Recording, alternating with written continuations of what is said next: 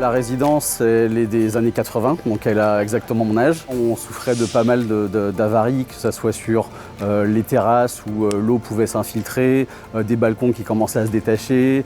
On avait même la pluie qui rentrait dans l'ascenseur. Petit à petit, au bout d'un moment, on s'est posé la question, est-ce que ça serait pas moins coûteux de refaire une rénovation complète ?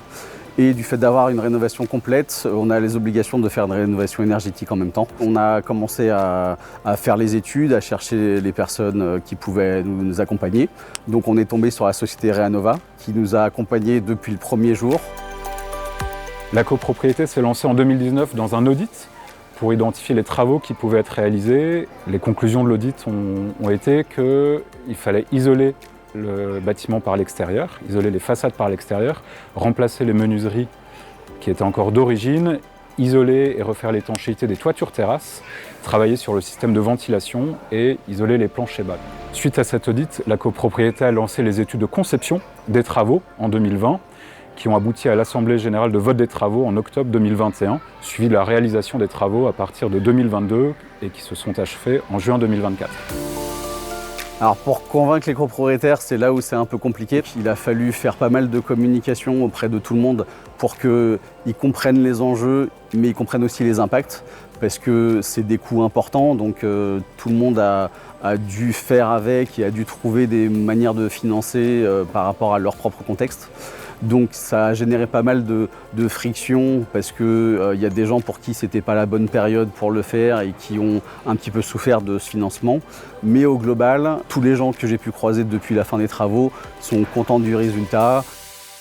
Chez Reanova, on a une grosse communication qui est faite pour vraiment préparer les gens aux travaux.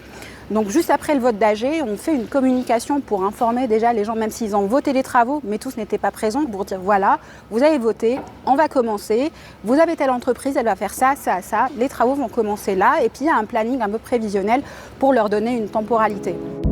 Les principales spécificités de ce projet étaient d'isoler ce bâtiment avec son architecture très particulière, très riche, des années 80, avec différents matériaux, la brique, le béton matricé, l'enduit, avec beaucoup de volumes, des volumes rentrants, des volumes saillants.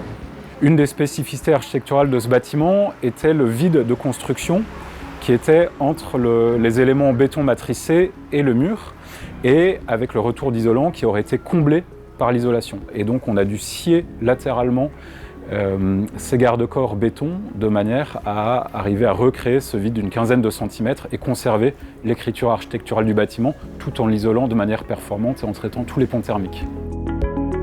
L'idée, c'était de recouvrir toutes les surfaces externes. Donc ça a été refaire tous les murs, remettre une couche d'isolation extérieure, remettre une couche sur les planchers bas, donc mettre une couche de mousse sur les plafonds dans les parkings pour isoler le bas, refaire toutes les fenêtres, refaire tous les balcons accessibles et inaccessibles. Donc pour vraiment avoir une couverture totale et qu'il n'y ait pas de pont thermique qui dévalorise tout le travail. Le projet a aussi permis de traiter l'étanchéité à l'eau et à l'air. À l'eau, c'était les problèmes d'infiltration qu'il y avait au niveau des balcons et des jardinières. Et à l'air, c'était les coffres de volets roulants existants qu'on a dû refaire. Et puis, c'était les fenêtres d'origine et les cadres en bois des fenêtres d'origine par lesquelles l'air passait. L'isolation a permis une grande amélioration du confort des résidents. La condensation sur les vitres a disparu grâce aux fenêtres à double vitrage et le confort d'été a été grandement amélioré. L'isolation thermique par l'extérieur agit comme un bouclier thermique sur les canicules de l'été qui sont de plus en plus fréquentes en Île-de-France. C'est un programme qui est assez long, ça a dû prendre 4 ans au total. C'est un projet à 1,4 million, donc c'est quand même assez important. On a réussi à faire poursuivre le projet jusqu'à la fin. Et ça a été très positif au final parce que la qualité de vie qu'on a dans les appartements maintenant est bien supérieure à avant. Nous sommes très fiers de cette récompense.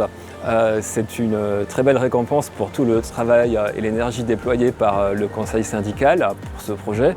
Faire une rénovation énergétique, c'est très lourd pour tout le monde, mais ça a un avantage énorme derrière. Donc, il ne faut pas hésiter à se faire accompagner et il faut surtout avoir un conseil syndical soudé. On doit avancer tous main dans la main pour avoir le meilleur résultat.